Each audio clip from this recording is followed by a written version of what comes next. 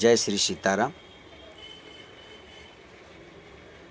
मैं आपसे कहना चाहता हूँ, हमारे किसी विशेष विद्वान और कुछ साधु संतों की अनुमति लेकर उनके कहने पर मैं इस गुप्त रहस्य को आप सभी भक्तों के सामने रखना चाहता हूँ।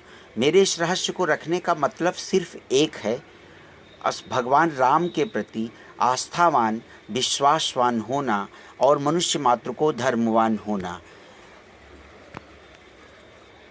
अब मैं आपके सामने वो बात रखने जा रहा हूँ जो मुझसे कुछ विद्वान जन और कुछ सज्जन ने अपनी मन की आशंकाएं व्यक्त की हैं। सबसे पहले तो मैं ये आपसे बताना चाहता हूँ कि आज विजयदशमी है और विजयदशमी का जो पर्व भारत देश में मनाया जाता है, यही एक ऐसा देश है जिस देश में प्रभु का अवतार बार बार होता है और वो करीब हमको लगता है कि अनंत बार अवतार हो चुका है, हजारों बार, लाखों बार, करोड़ों बार अवतार हो चुका है। आइए हम उस प्रश्न पर चलते हैं जहाँ से ये शंकाएँ आई हैं। ब्राह्मणों का सबसे बड़ा त्यौहार रक्षाबंधन है। चूँकि ये बहुत विस्तार का विषय है, लेकिन हम इशारा मात्र में इसको बता देते हैं। क्षत्रियों का सबसे बड़ा त्यौहार विजयदशमी है जो आज मनाया जा रहा है। और वैश्य समाज का सबसे बड़ा जो त्यौहार है वो दीपावली है, जो आप भविष्य में अब के 20 दिन बाद मनाया जाएगा। और इसके बाद हमारी छोटी जातियाँ, जिनको वेद पुराण शास्त्र शूद्र कहता है, वो छोटी जातियों का त्यौहार वो होली है, जो फागुन की पूर्णिमा को मनाया जाता है, जो सर्वविदित है। आइए मैं इसको कुछ प्रमाण देते हुए आपको ये बात बताता हूँ कि मुझसे क्या पूछा गया है। मुझसे पूछा गया है कि क्या राम ने रावण को मारा और विजयदशमी के दिन मारा। अब मैं आपको इस रहस्य का उद्घाटन करने जा रहा हूँ। यथामति मेरे पास है वो मैं आपको बताने का प्रयास करूँगा। सबसे पहले आप ये जान लीजिए कि विश्वामित्र जी ने एक राम रक्षा नामक स्तोत्र रचा है, जिसका पहला श्लोक है चरितम रघुनाथस्य शतकोटि प्रविस्तरम एक एक अक्षरम पुंसाम महापातक नाशनम।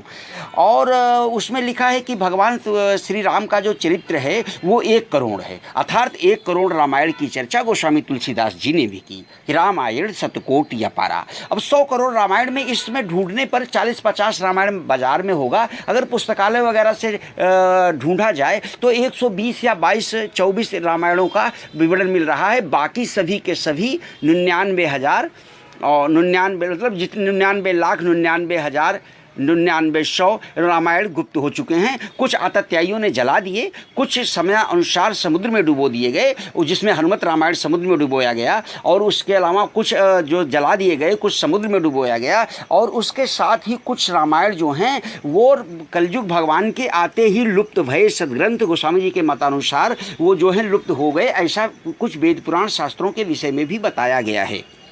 आइए देखते हैं कि आज के दिन हुआ क्या है।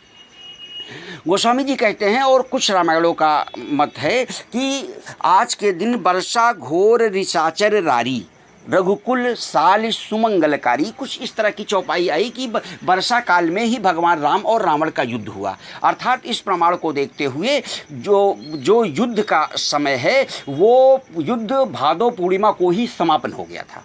अब ये 15 दिन का पितृपक्ष पड़ा। इसमें भगवान ने अपनी सेना को जीवित किया, विभीषण को राज्य करने के लिए इशारा किया और मतलब आदेश किया। और इन्होंने पहले दिन नवरात्र के प्रथम दिन, इसीलिए ध्वजारोहणम, शास्त्र कहता है ध्वजारोहणम, कलश स्थापनम, देवी की पूजा करो। माता सीता को इन्होंने अग्नि से निकाला। अब अग्नि, भगवान गीता में कहते हैं मैं स्वयं अग्नि हूँ। जब वो स्वयं अग्नि है तो सूर्य, चंद्रमा, अग्नि, हेतु, कृषाणु, भानु, हिमकर को, ये तीनों के राम जी हैं। तो उन्होंने अपने ही अंदर सीता को रखा था और बाहर निकाल दिया। अरण्य कांड के हिसाब से श्री रामचरितमानस के अरण्य कांड में सीता का गुप्त होना बताया गया है। अब आइए हम प्रमुख विषय की तरफ चलते हैं। तो सीता जी को निकाला और भीषण जी का राज तिलक किया नवरात्र के प्रथम दिन। और प्रथम दिन जब राज तिलक किया तो इसके बाद इन्होंने लोगों ने ध्वजारोहण किया और नवरात्र व्रत बीताए। नवरात्र चूँकि सतयुग का व्रत है, इस विषय पे बोलने में बहुत समय लग जाएगा। ये मेरा विषय नहीं है।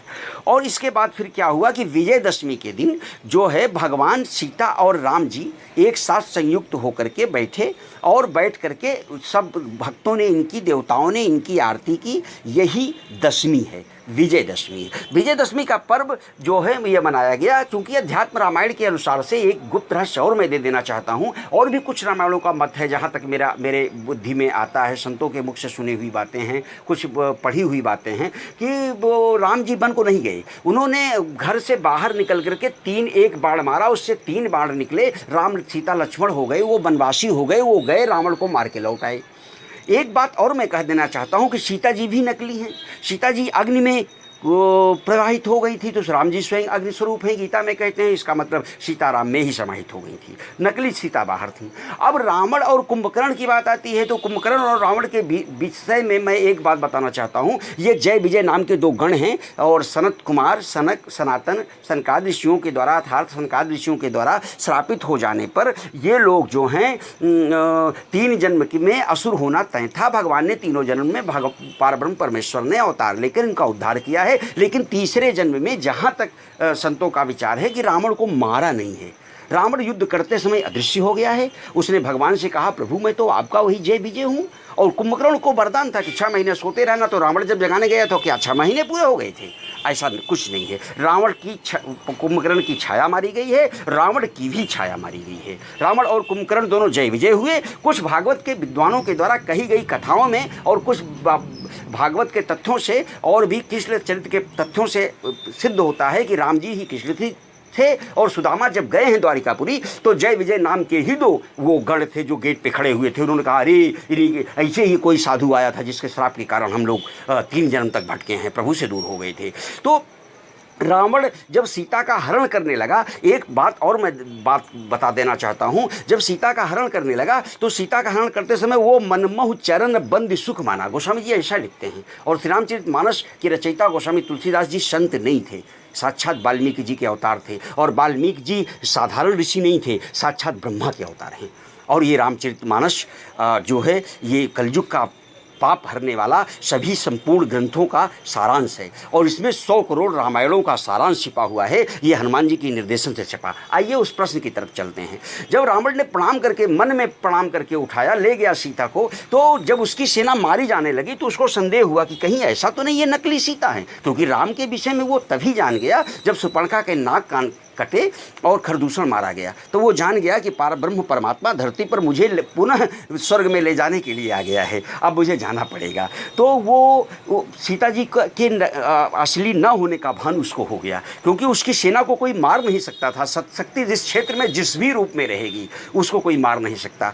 अब इससे ये सिद्ध हो गया कि नकली सीता थी वो, और असली सीता अग्नि से प्रकट की गई। तो और किसी रामायणों के हिसाब से राम जी वन को ही नहीं गए, लेकिन राम जी वन को गए, गोस्वामी जी का मत है। और गोस्वामी जी के मत के अनुसार असली सीता अग्नि में थी, राम जी के अंदर प्रवेश ली थी और वो गई लंका। अब रावण भी युद्ध करते समय युद्ध के मैदान में छिप गया। तो देवताओं ने कहा, छिप गया प्रभु, ये माया कर रहा है। तो प्रभु ने अपनी बाण से उस माया को काटा, और काटा तो मायावी रावण सामने खड़ा था, असली रावण छिप गया। इसका अर्थ ये हुआ कि रावण कुंभकर्ण सशरीर पाताल लोक में भगवान विष्णु के पास जाकर के मिले, और वहाँ उन्होंने उनको पुनः विष्णु लोक पहुँचाया, वहाँ ले जाकर प्रभु से क्षमा मांगे, और 3 जन्म की कथा पूरी हुई। अब हनुमान जी ये कहते हैं जामवंत से कि आप मुझसे कहिए, मैं जाकर के लंका को अभी जो है जला देता हूँ, रावण को मार देता हूँ, आप आदेश कीजिए मुझे क्या करना है। जब इनको जगाया गया तो उन्होंने कहा, जामवंत जी ने कहा ऐसा कुछ नहीं करना है, वहाँ जाके सीता की खबर लेके आओ। और तुमको मालूम नहीं है हनुमान, ये अपने बानर भालू के समेत जाकर के रावण का वध करेंगे। लेकिन रावण के वध का मतलब ये नहीं है, रावण के वध का मतलब ये नहीं है कि क्या बोलते हैं कि ये जो है रावण को मारने आए हैं। अरे ये तो लीला कर नारदादि बखानी हैं। हाँ, ये त्रैलोक पावन जस सुरमुनि, अब सब लोग गाएंगे और संसार से तर जाएंगे। संसार को तारने के लिए, कथा बनाने के लिए प्रभु ने अवतार लिया है। भक्त तरेगा कैसे जन्म जन्म तक। तो हनुमान जी ने कहा, वो पहुँचे लंका, तो वहाँ सीता को खोजने से पहले हनुमान जी से कथा को कहने लगे। उन्होंने कहा, यही विधि कहत राम गुण ग्रामा, पावा अनिर्वाच्य विश्रामा। इस तरह की बात हनुमान जी ने कहा। वो हनुमान जी ने कहा, अरे सिर्फ कथा कहने के लिए प्रभु आए हैं, कथा कहवाएंगे, बाकी ये सब नाट के रंगमंच पर मंचन है। अब इस सब बातों से दिखता है कि प्रभु को प्रतिष्ठा पाने के लिए, प्रभु का जश फैलाने के लिए, प्रभु को प्रतिष्ठित करने के लिए ये संपूर्ण 100 करोड़ रामायणें धरती पर उपलब्ध हैं। राम से बड़ा कोई नहीं है। हाँ, अब आया प्रश्न कि विजयदशमी मनाई क्यों जाती है। क्षत्रिय कुल के राजाओं के द्वारा अग्नि, शमी, ब्राह्मण, शास्त्र, गौ, घोड़ा, हाथी और सभी देवताओं से को प्रणाम करके, सभी शस्त्रों का पूजन करके, धर्म के लिए, पृथ्वी का पालन करने के लिए ये प्रतिज्ञा करते थे। और दशमी का मतलब नवमी के बाद दशमी, 9 इंद्रियां और एक मन, 10 को समर्पित कर देते थे धर्म में ले जाकर। जब उस पर उनकी विजय हो जाती थी, आज के दिन विजय अपने आप को प्राप्त करते थे आशीर्वाद लेकर सबका, फिर इसके बाद वो अगले शासन की तरफ बढ़ जाते थे और राष्ट्र में धर्मयुक्त शासन का संचार करते थे। इसी को विजयदशमी कहा गया। और इसका राम से संबंध है। राम से संबंध ये है कि प्रभु जो हैं अपने इस 9 दिन में माता सीता का पूजन और सभी सेना के साथ यहाँ से अब ये तैयारी करते हैं जाने के लिए। तो राम राज सुख विनय बढ़ाई, तो वो जो है वो शरत काल में जाकर के, वो अभी आगे आने वाला जो समय होगा उसमें, तो आज के दिन रावण नहीं, विजयदशमी के दिन रावण नहीं मारा गया, बल्कि रावण की का दहन भी जो है वो पहले गुप्त रूप से कर रहा है। ये संतों के द्वारा बताई गई बातें हैं। कुछ तथ्य भी कहीं कहीं प्राप्त हुए हैं। तो रावण को गुप्त रूप से जला दिया जाता था, तो और उसके पुतले को बना के, और मेला और बाजा बजवा के उत्सव मनाया जाता था। भगवान ने विजय प्राप्त की, अधर्म पर धर्म की विजय हो गई। ये तो सत्य है। अब वो भगवान के जस को प्रसारित करने के लिए राजाओं ने इसको प्रत्यक्ष रूप से दिखाना शुरू कर दिया कि ये रावण का पुतला है, क्योंकि रावण का जलाना शास्त्र के हिसाब से वो पुलस्त्य कुल का था, उत्तम कुल पुलस्त्य कर नाती, वो जो है ब्रह्म कुल का, जो है ब्रह्मा का पोता परपोता है। ऐसी स्थिति में ब्राह्मण को जलाना किसी अन्य के लिए अनुचित नहीं है। यही हमारी स्मृतियाँ, यही शास्त्र, यही सब कहते हैं। तो ऐसी स्थिति में भाई रावण को कौन जला सकता है। रावण को जलाने के लिए विभीषण को आदेश हुआ, तो रावण को रावण का कुल जला सकता है। तो इसका मतलब ये सब रावण के कुल वाले हैं जो इस प्रकार की प्रक्रिया कर। लेकिन इसको करने का मतलब राम से श्रद्धा का कम होना नहीं, राम के जस को प्रचारित करने के लिए ऐसा किया गया कि राम प्रतिष्ठित हों, सभी व्यक्ति राम जी की कथा सुने, सभी व्यक्ति राम जी का गुणगान करें, सभी व्यक्ति राम जी के चरित्र को अपनाएं और अधर्म से दूर रहें, धर्म का प्रचार हो। इसलिए किसी जातिवाद विशेष की संज्ञा नहीं है। ब्राह्मण जातिवादी नहीं होता। जातिवादी होता तो रावण के गुण गाता, राम के गुण क्यों नहीं गाता हो? राम के गुण क्यों गाता? राम का गुण गाता है। इसका मतलब राम हमारे पारब्रह्म परमेश्वर हैं।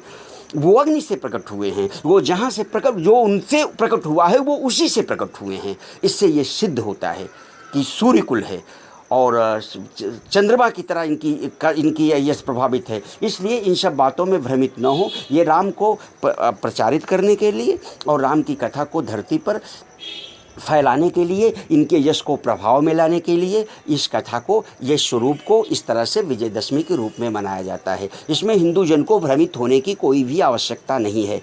और अल्प समय होने के कारण मैं कुछ विषयों पे अभी प्रकाश नहीं रख सका हूँ, प्रकाश नहीं डाल सका हूँ। और अभी जब भविष्य में कभी इस प्रकार का समय होगा, हनुमान जी सीताराम जी की आज्ञा होगी, तो मैं इस पूरे संपूर्ण विषय पर कहीं ना कहीं कुछ न कुछ बोलना पसंद करूँगा, मतलब बोलने का निर्णय लूँगा।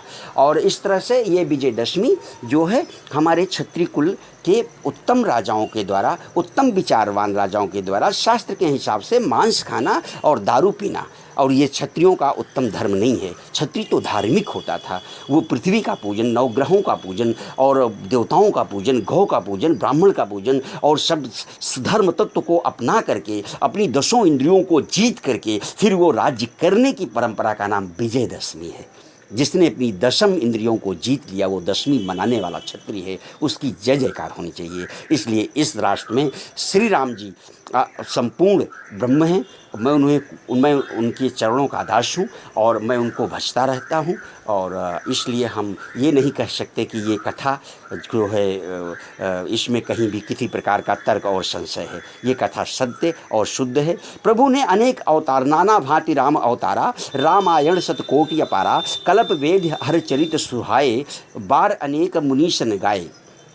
करिए न संशय अस उर आनी, सुनिए कथा सादर रतिमानी। राम अनंत अनंत गुण अमित कथा विस्तार, सुनि अचरज नहीं मानु है जिनके विमल विचार। इसलिए इसमें कोई भी संशय नहीं है, राम और रावण का युद्ध हुआ है और ये दोनों, ये सब पूरे जितने इस लीला और अभिनय में शामिल हुए हैं ये सब देवता हैं और सब प्रभु के लोग हैं, सब प्रभु के अंश हैं और इन्होंने अपनी लीला करके भगवान ने इस लीला को रचकर अपने यश को संसार में प्रतिष्ठित किया है कि भक्त इसको अनन्य भावों से गाएगा और भवसागर से तर जाएगा। सीताराम नाम सरकार की जय, हनुमान जी की जय।